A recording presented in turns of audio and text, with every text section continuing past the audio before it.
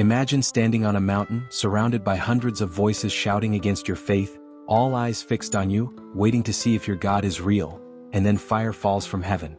Welcome to Midnight Psalms, a space where ancient stories meet your present struggles. Here we uncover moments in Scripture that breathe life, courage, and hope into the nights of your soul. If you've ever faced doubts, loneliness, or battles bigger than yourself, you're in the right place. The scene on Mount Carmel is more than history. It is a mirror to every heart that has ever been surrounded by doubt and pressure. Elijah stood alone, yet not alone, facing prophets of Baal who seemed louder, stronger, and greater in number. Maybe you know that feeling, when your beliefs are questioned, when your faith feels small against the voices around you, when it seems like you are outnumbered in life. Elijah's story is not just about him, it's about you. It's about the God who answers in the silence, the God who shows himself when no other answer seems possible, the God who still sends fire. Elijah didn't choose an easy battle. He didn't hide. He stood in the open, on a mountain, before a nation that had forgotten the God of their fathers. Sometimes God calls us to stand where it feels impossible, not in secret, but in front of those who doubt us, in front of our own fears, in front of situations that look hopeless. What Elijah shows us is that courage is not the absence of fear, but the decision to trust God even when everything inside you trembles. The fire on Mount Carmel begins long before the flames. It begins in a heart fully surrendered to God's power. The prophets of Baal shouted, they danced, they cut themselves, desperate for a response. Hours passed and nothing happened. Isn't that the picture of a world chasing answers in empty places? Maybe you've been there too, trying everything, running after solutions that promise light but only bring darkness. The silence from Baal was not just their failure, it was God's way of showing the futility of false hope. Sometimes God allows silence not to abandon us, but to reveal where true power lies. And when the noise of the world grows louder, the stillness of heaven speaks deeper. Elijah stepped forward, calm and confident, not because he was strong but because he knew the one who hears. He repaired the altar of the Lord, stone by stone, reminding the people of the covenant they had forgotten. This moment whispers to us, before the fire comes the restoration. Before the miracle comes the rebuilding of what was broken. Maybe God is calling you today to rebuild your altar, to restore prayer in your life, to bring back the moments you once had with Him. Fire doesn't fall on empty ground, it falls where hearts prepare a place for God. What strikes the heart most is Elijah's prayer. Simple, honest, clear. No shouting, no performance, just faith. Answer me, Lord, so these people will know that you are God. That prayer echoes into our own struggles. We don't need to impress God with endless words or perfect speeches. He hears the cry of the sincere. And maybe right now, in your own Mount Carmel, God is waiting for you to pray that simple prayer. Lord, show yourself. Let my life reflect that you are real. And then it happened. Fire.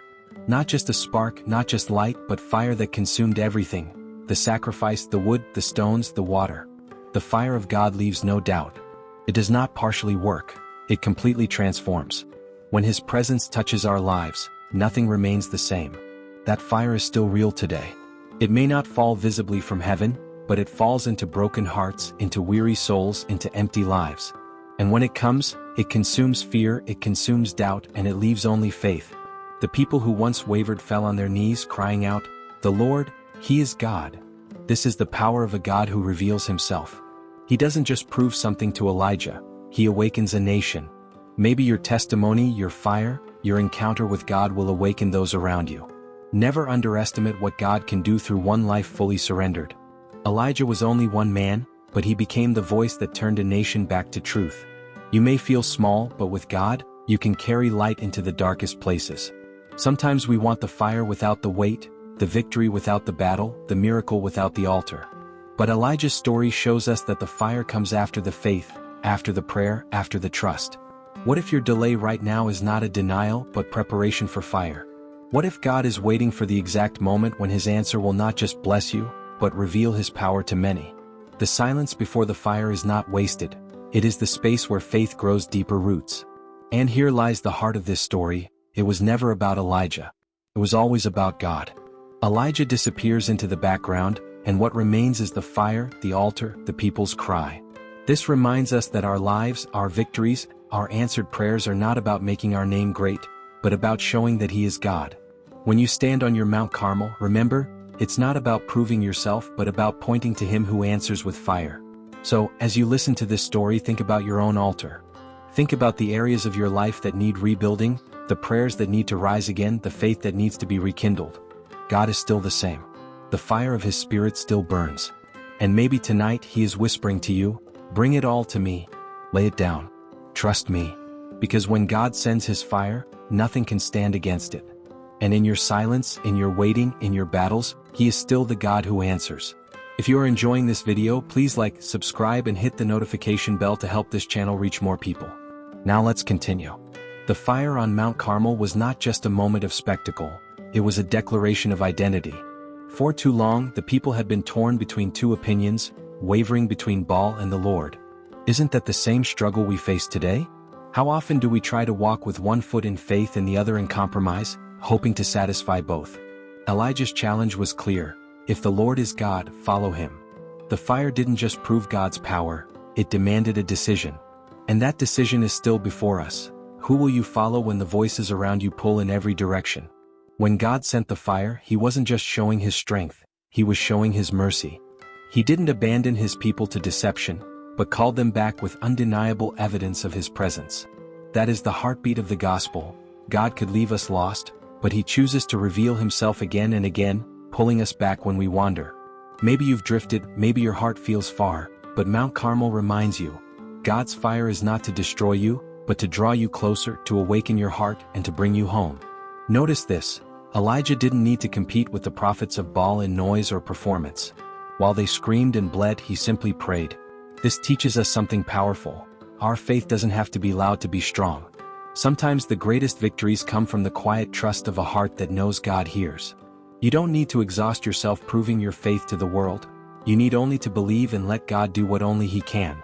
When the fire comes, no argument can stand against it.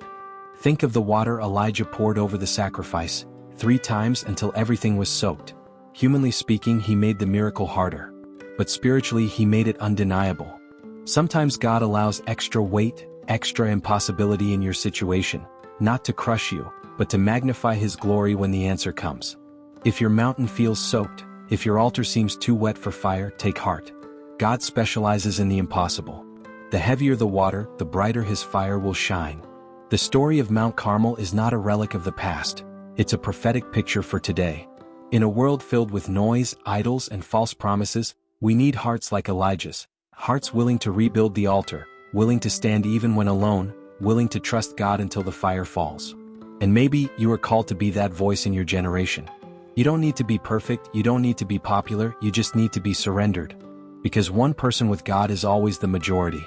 And let's not forget, after the fire came the rain. The confrontation on Mount Carmel wasn't the end, it was the beginning of restoration for a land that had been dry for years. Maybe your life feels like that drought. Dry prayers, dry dreams, dry faith. But the fire of God is the spark that opens the heavens. Once the altar burns, the rain falls. Once your heart surrenders, new life flows again. God doesn't just want to send fire to prove His power. He wants to send rain to renew your soul. This story also points us forward to the cross. Just as the fire consumed the sacrifice on the altar, so the judgment of God consumed Christ on Calvary. He became the sacrifice for us, and because of Him, the fire no longer destroys us, it purifies us. The same God who sent fire on Mount Carmel sent His Son to bear the ultimate fire of wrath, so that we could live in the fire of His Spirit. Every time we read this story, we see a glimpse of the greater Elijah, Jesus, the one who stood alone for us, who called us back to God, and who proved with His resurrection that the Lord, He is God. So, when you face your own Mount Carmel moments, when the world pressures you, when your faith feels small, when the voices of doubt surround you, remember Elijah's fire. Remember that God still answers. He may not always answer the way you expect, but His response is always undeniable. And when He moves, it will be clear not only to you but to those watching your life. You may not even realize how many people are waiting to see fire fall in you, waiting to witness the God you serve reveal Himself through your faith. Maybe tonight your prayer is simple: Lord, send fire again. Burn away my doubts. Burn away my fears. Burn away the idols I've allowed in my heart. Show yourself in me. That's the prayer God loves to answer. And though the world offers many false altars, His presence still comes to the heart that calls on Him. You don't need to perform. You don't need to pretend. You only need to bring your whole heart, lay it down, and wait. Because when God sends His fire, it always comes with power, with clarity, and with love. The fire on Mount Carmel reminds us that we serve a God who sees, who hears, and who answers. He is not silent, he is not distant, and he is not powerless. He is the same yesterday, today, and forever. So, as you step into your own battles, carry this truth. The God who answered Elijah is the same God who will answer you. Trust him, rebuild your altar, and watch the fire fall. And if this message spoke to your heart, I invite you to stay connected with Midnight Psalms. Here, every story is a light for your night, every word a flame to your faith. Subscribe, share, and let's journey together into the fire of his presence.